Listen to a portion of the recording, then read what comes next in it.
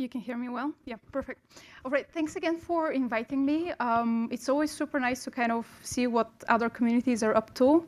And hopefully, we can exchange some ideas on, what we in the machine learning community, kind of the probabilistic machine learning community, can borrow from what you're working on and vice versa. So today I will talk to you about what we're calling modern Bayesian experimental design. I will try to, establish what we mean by traditional experimental design as well. And here's a quick agenda of what I'll cover today. So the majority of what I'll present is actually based on this review paper that we put out last year called Modern Bayesian Experimental Design, so the same title. And after I establish, what experimental design is about, I'll talk about variational approaches to designing experiments. Then I'll talk about what we call policy-based Bayesian experimental design. I will briefly touch upon kind of more advanced methods that we're developing that kind of go beyond simple parameter learning. And then I'll discuss some of the limitations in kind of our field overall and what some potential interesting directions are there for future research.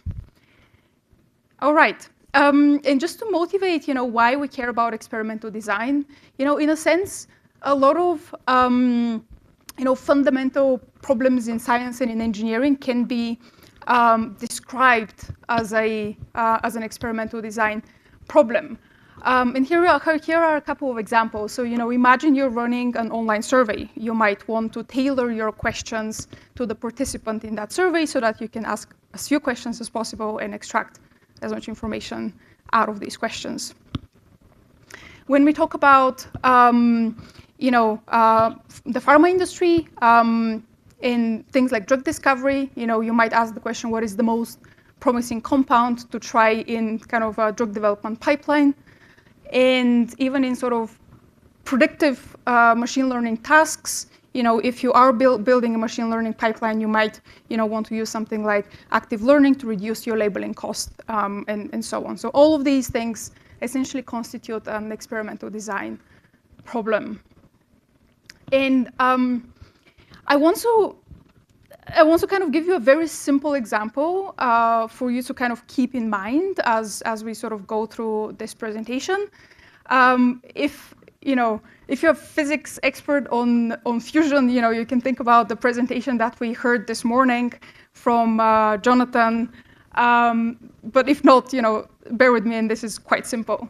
So now imagine you're a behavioral economist or a psychologist, and you're trying to sort of determine people's time value of money preferences.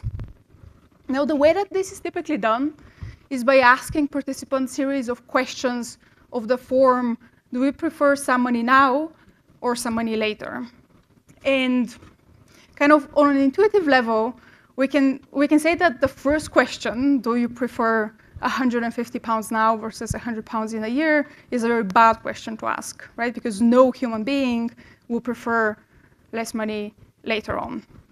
But if you were to ask, do you prefer 50 pounds now versus 100 pounds in a year, depending on who you ask, if you ask a poor graduate student, they may prefer money now. If you ask a professor, they might, have different preferences. So we can begin to sort of discriminate between people or the subjects of the experiment. Now, we kind of want to formalize this, informativeness of a question. And the way that we're going to do that is in an information-theoretic setup. So what will constitute a good design or an optimal design will be the one that once you collect the data out of the experiment, that data will be maximally informative about the thing that you're trying to reason about or learn about. I'm going to denote the designs by Xi in this presentation. The data that we collect will be denoted by Y, and the quantity of interest, think this abstract time value of money preference parameter, will be denoted by theta. And in a sort of traditional Bayesian way, we are going to introduce a probabilistic model about this sort of process or phenomena. And we are going to start with a prior on our parameter of interest, so prior on theta. And we're going to have a likelihood function that sort of describes the relationship between the outcomes of the experiment and sort of the parameters and the controls or the designs. And of course, our prior and our likelihood give us the posterior on the quantity of interest. Now, going back to our example, right? In this case, the design variable will be the tuple of the reward now and the delay in, let's say, days. The outcome of the experiment is the participant is either going to accept the delay or reject the delay, and theta will be the model parameter, right? The model is actually not super important. We have it written down here, but you can just think about it as a function that, again, sort of describes what the relationship is between y's, theta, and designs. Now, what do we mean by maximal informative? Given that we're in this model-based setup, there is a very natural way of defining information or an information content of an experiment. And this is the information gain, right? So we have our prior. We can look at the entropy of our prior. We are going to run a design, an experiment with design xi, observe an outcome y, resulting in some posterior, and we can calculate the entropy of that posterior, right? And looking at the difference between prior entropy and posterior entropy gives us a kind of a metric of information gain. Now, the problem here is, obviously we don't know why before we actually run the experiment. So what we normally do to actually get an actual metric according to which we can rank experiments is to take an expectation with respect to all possible outcomes. And this gives us the expected information gain. Okay?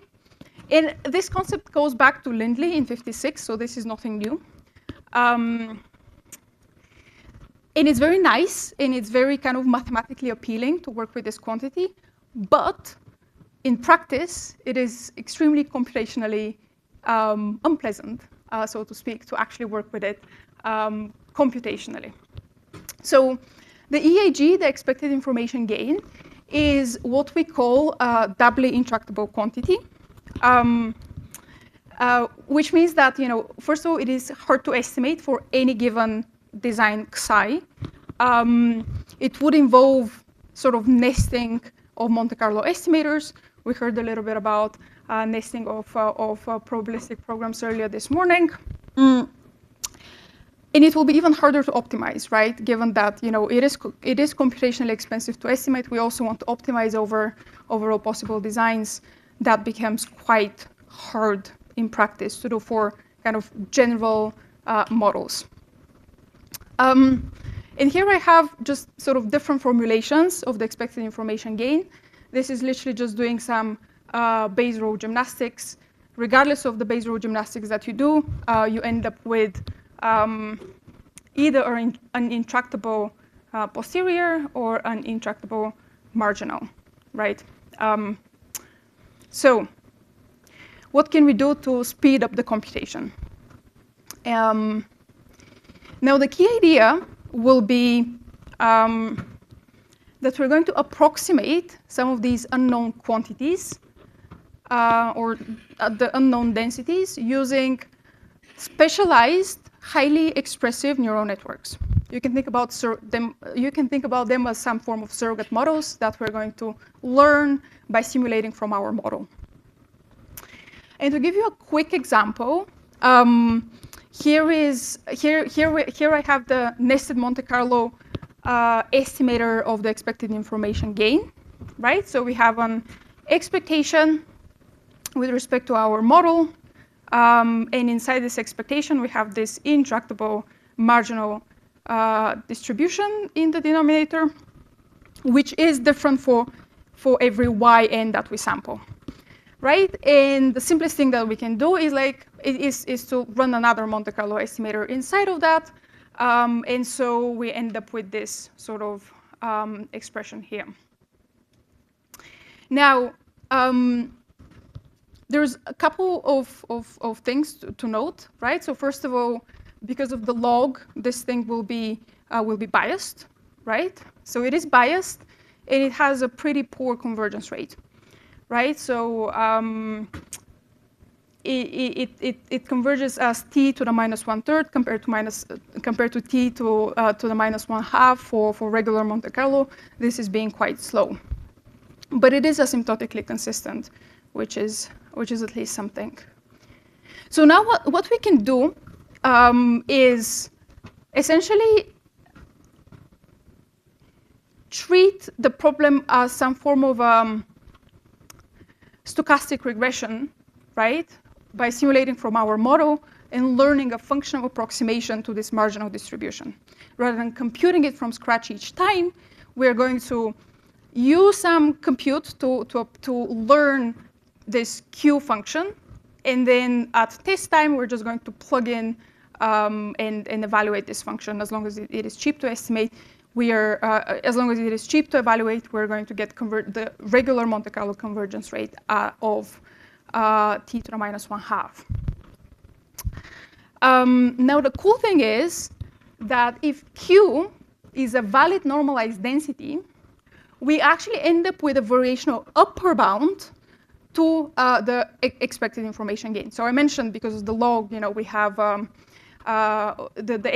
even the nested Monte Carlo estimator is biased, and in this case, we are still biased, but we are guaranteed that this will give us a variational upper bound for any y, and for any choice of q.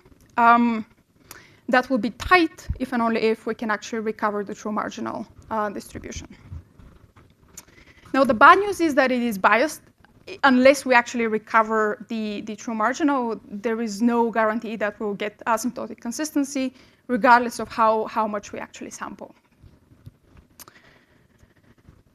Now, the good news is that we can as easily formulate variational lower bounds as well as upper bounds, which means that we can, sandwich our expected information gain, which will tell us something about how good or how bad these approximations are. So what we end up with is, we end up with a method that is pretty good at estimating the expected information gain for any given psi, for any given design. But we actually want to optimize the expected information gain. We don't want to just estimate it. And so what we can do is, in fact, take one of our variational approximators, or more specifically, take one of the variational lower bounds that we just defined, and perform sort of a joint optimization with respect to both the variational parameters phi and the designs that we are actually optimizing over. With the caveat that the designs are continuous, but given that we can differentiate through pretty much anything these days, we can also differentiate through discrete designs with a little bit of effort. If you believe me, we can do that. We end up with a single stochastic gradient scheme that allows us to, tighten the bound and get to the optimal design in a single loop. Right. So with that, what we end up having is a quick and efficient way of getting our optimal design for a single design step. That thing fails once we actually start to do adaptive experiments. And specifically, it fails when we actually have to make the design decisions relatively quickly, as it is in this case, right? So we have a human participant. It will be rather uncomfortable to ask them to sort of, okay, wait for 5 minutes until my MC-MC converges and until I re-optimize my expected information gain. Oops. And this is what we mean by sort of the traditional approach to doing Bayesian experimental design. So we have, so we just got our first outcome, right? So now we're going to repeat the loop t times. And the first step is to actually fit a posterior, right? So we just got another data point. We're going to update our current posterior, which, at the start, this is just our prior. And then we're going to use that as a prior and optimize a new expected information gain, right? And both of these steps are expensive, meaning that we can't really run things in real time. So what can we do? And this is what we sort of, this is our solution, right? So this is the overview of our solution, how we can run Bayesian optimal design in real time. What we're going to do is actually train a policy, a design policy that we are going to sort of, we're going to use our model and do a lot of offline pre-training. Okay, so we're going to decouple the computation and the experimentation. So we're going to spend some compute on learning this policy up front before the experiment actually begins. And then once this policy is learned, we're going to take it and use it for quick and adaptive design decisions. So what is the policy? So as I said, this is just a function that will take past data and output the next design. And here it's important to sort of realize that the traditional approach that I just described is a special case of this, right? So we're not, doing something crazy. This is kind of a more general approach than the traditional approach that I just described. So what is the connection here, actually? So the traditional slow adaptive experimentation is a kind of a two-stage, expensive to evaluate implicit policy, where the stage number 1 is fit the posterior, stage number 2 is maximize my EIG. And what we're going to do instead is, define an explicit policy that will be parameterized by neural network that will take our past data, and with a single forward pass, it will produce the next design. So how are we going to train this network? We're calling it deep adaptive design, or DAD for short. So how are we going to train this deep adaptive design network? Well, what we want out of it is to sort of imitate or emulate the slow adaptive experimentation. And what this means mathematically is that we want it to optimize essentially the sum of the expected information gains. So at each experiment iteration, I'm gaining a little bit of information, right? And I want my policy to be maximizing the sum of incremental expected information gains. And it is actually pretty straightforward to show that this sum of incremental expected information gains is exactly equal to the expected information gain from the prior, right, from the very start until the end of the experiment, right? So this is what we call the total expected information gain, and this is just a simple corollary to the mutual information chain rule. Right, and so this is kind of more formally how we define the total expected information gain. Now, it is a function of the policy itself, right? So this is not a single design variable. This is a function that we will be optimizing over. And the objective function will be this. Again, it's an expectation with respect to our model. And inside we have the log density ratio of the likelihood to the marginal, or you can use Bayes' rule and define it the other way around as well. Now, the cool thing is that we can optimize this with one caveat that I'll get to in the next slide. But we can sample from this expectation very easily.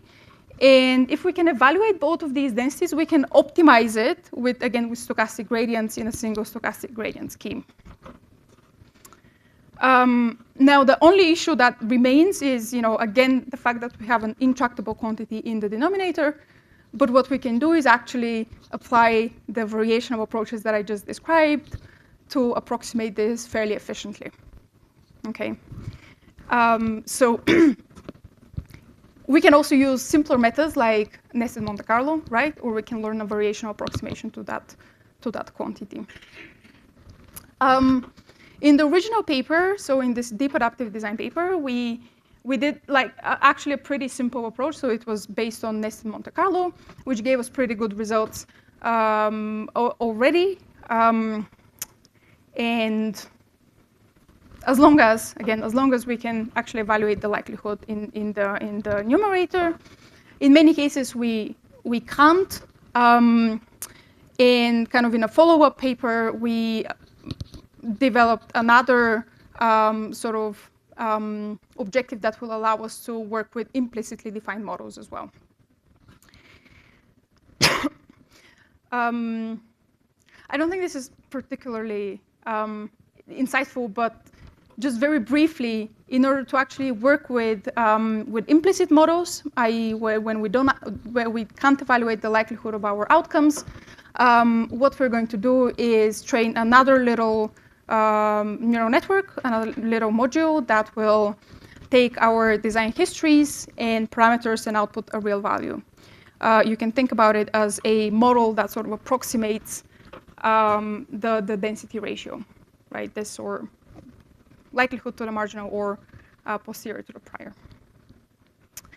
And so this is kind of a summary of all the different objectives that we can work with. Again, it's not particularly important what these actually mean. The important bit is that we can take them and plug them into your favorite autodiff software, so JAX or PyTorch or whatever, and maximize them with gradients in a single scheme. So going back to our example, right? So kind of with this simple model, we sort of train the policy that produces designs and sort of does that in a loop.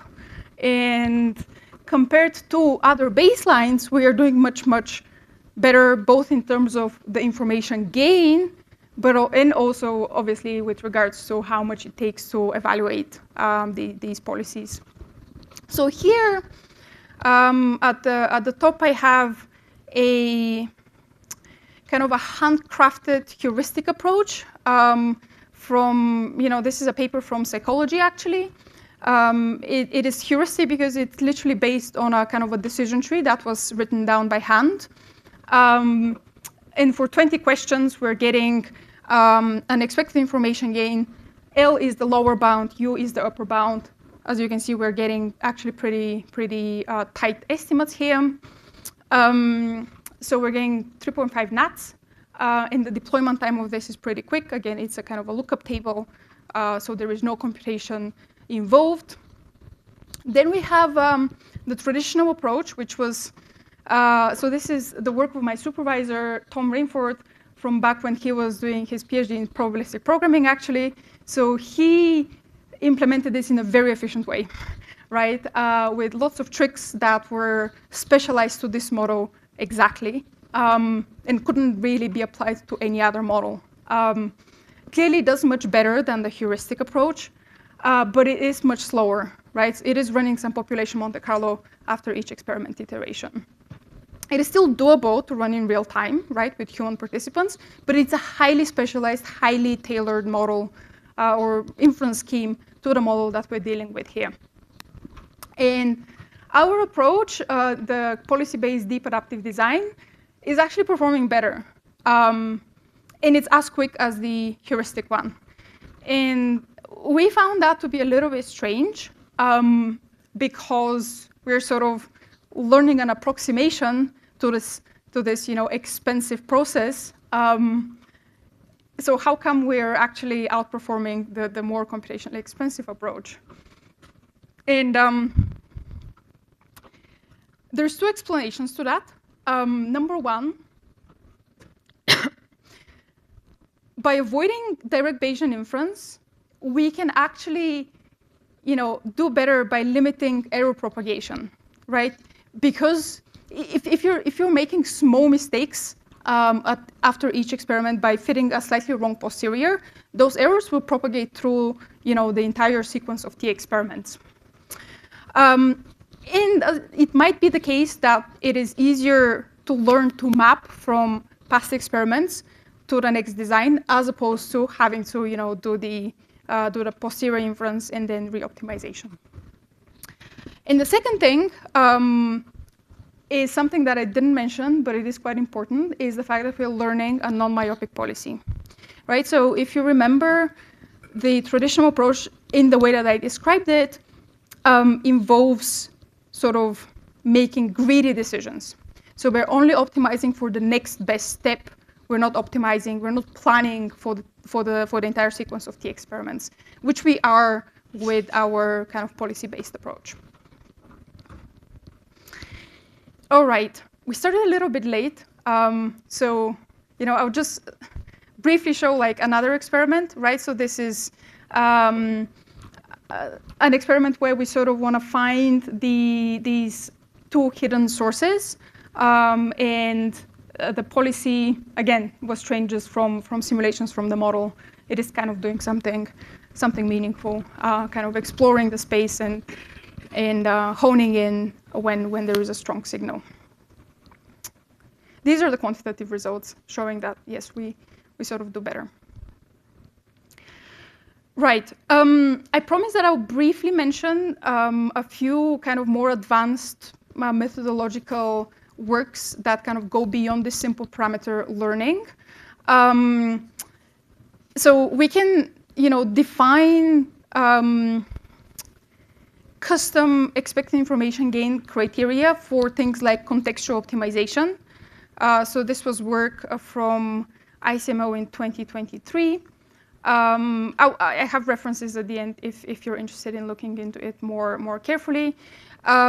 We can sort of expand our parameter space to also include the underlying graph structure as opposed to just learning about parameters. So there was some work that we did in sort of active causal discovery and also in sort of Bayesian active learning, where we can actually define better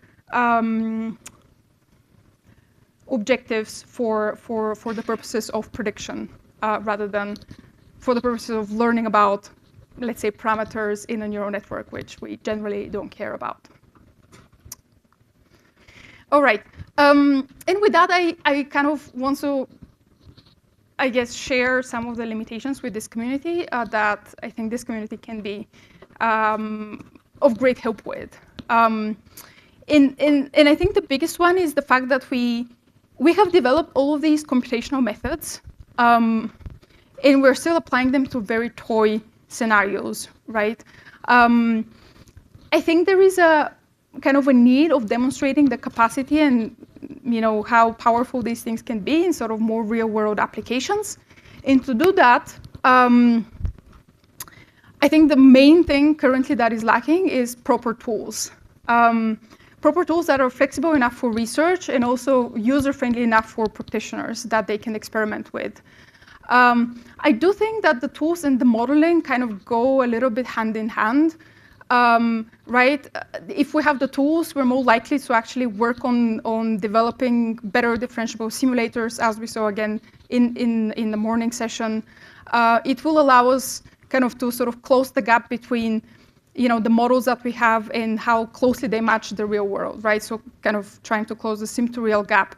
And as long as they're relatively easy to use, actually practitioners can also, do some of the hard work in coding these models up. And on the tool side, right? So as far as I know, and I've worked in this field for like 4 years. Currently, there are none that handle the experimental design pipeline in a kind of an end-to-end basis.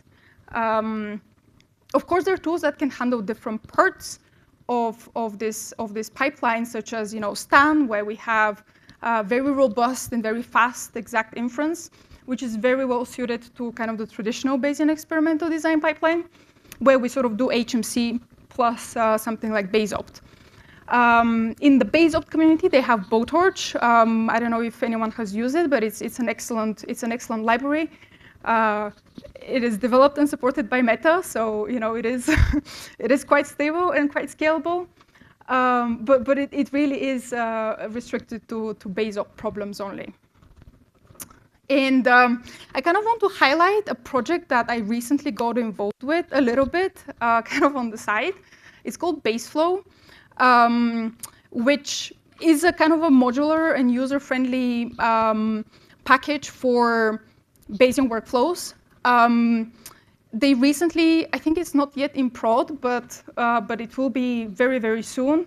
It now has sort of multi-backend support via Keras 3, so you can write your models in PyTorch or in JAX or in TensorFlow and actually, use that ecosystem to train your sort of density estimators. And finally, it sort of implements a lot of the specialized neural networks that we actually need to learn these densities to a high degree of accuracy. Things like normalizing flows and two of the very kind of state-of-the-art consistency models are already implemented. And with that, I sort of want to conclude. So in terms of future directions, I really do think we have kind of a great need for better software. And again, I actually forgot to mention the first talk that we had in the morning from Basis that are also developing tools that can help us make use of these sort of action-driven learning of overall models and so on. So yeah, I do think software is a big sort of missing piece. And then methodologically, there is again, so kind of on the closing the sim to real gap, right? So we probably need some better methodology around how we handle model misspecification.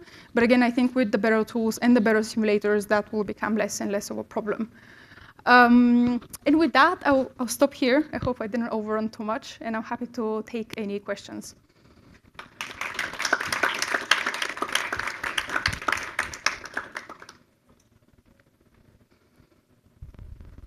Thank you very much for a fascinating talk, Desi. Oh, wow. Okay, we have first question. Yeah, really cool stuff. So I was wondering a little more about what the policy network looks like. Does it really take in the whole set of outcomes, or does it have some kind of internal state that gets So yeah, it takes, thanks for the question. I don't have a slide showing what exactly the architecture is, but it takes the outcome and the design. So the past history of data, which includes the design and the outcome. It then, generally, we kind of want to summarize them in some fixed dimensional representation. If this is what you mean by a state, then we can think of this as a state that then gets mapped to the next the next design at T+1. So you have something to vary the number of inputs. Yes, okay. yes, yeah. I got it. Okay. Yeah. Thanks.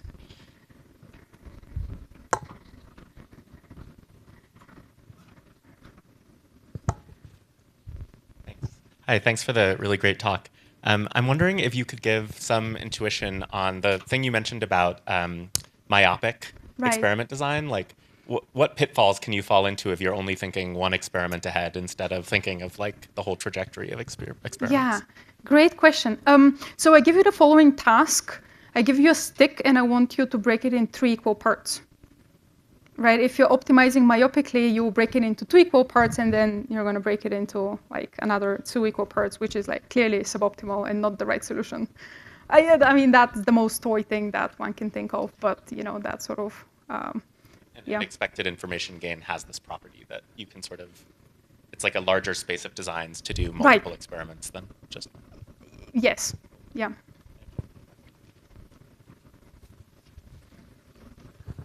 Hi. Thanks for the fantastic talk. I was wondering about the relationship between your work and curiosity in reinforcement learning and Yes. robotics. So I'm really interested in that area and ways of building robots that might take epistemic actions to learn about the world, or even meta-epistemic actions to put themselves in a position where they are then better poised to learn about the world. And that seems closely related to optimal experiment design. So I was wondering if either there are ideas from that field that have influenced your work, or whether there are ways you think your work could influence that field. This is a great question, and I should say I'm also interested in this stuff. So we should, we can chat afterwards. Currently, I think the fields are a little bit detached. The way that I think about Bayesian experimental design, it is as a special case of reinforcement learning, right? We can formulate this as a reinforcement learning problem, but then, what cannot be formulated as a reinforcement learning problem? So for sure, there are things that we can sort of borrow from RL to inspire better algorithms and better methods in BED. But yeah, I'm happy to chat more after this. Thank you. Okay, we have one final question here from Zena. Thanks. I'm also interested, so let's all chat. Yes. So in the talk that Jack gave this morning, he showed some of the world modeling stuff that we're doing. And we're going from kind of the passive case to the active case, where we want agents which act in the world and then learn about how the world works. And when you think about those kind of domains, the experiments, at least the high-level experiments that you think of, are very much tied to your current model of the world, right? So you might think, okay, the thing I'm going to try right now is to press this button or press that button, but that already requires that you've kind of committed to the idea that these things are buttons, right? Which is, a belief which might be true or might not be true. Right. And so this puts you into kind of an interesting experimental design phase where it's not just even a finite set or even an infinite set of kind of well-described experiments that you can do. Like your experiment is kind of contingent on your current belief about the world, which is uncertain. So I just wanted to know if you've kind of seen that in other areas that you've worked on, or have any thoughts on this kind of problem. I think this closely relates to, I guess, I don't want to call it model misspecification necessarily, because there always is some form of model misspecification. But I think what you are describing is something like uncertainty about the model itself, right? And sort of, how do we handle that in this framework? Is this correct? So so uncertainty about the model, but in particular, that affects the possible experiments that you have at your disposal. Right. So are you thinking sort of model discrimination plus learning, parameter learning plus model discrimination, something like that? Something like that. Yeah, but I guess, but then it's like, do you have all the models, right? And you clearly don't. And so, I think it becomes quite complicated. I guess the closest that I've sort of worked at, and again, there's plenty of assumptions that go into these frameworks, but sort of the causal discovery work that as long as you assume causal sufficiency, yada yada yada, things will work out. But I think it's like, how do we go beyond these assumptions, which clearly don't hold in sort of the world that we live in? So I think we should also chat afterwards. I think it's very interesting. So yes, thank you. Great. Thanks so much. Let's thank Desi one more time.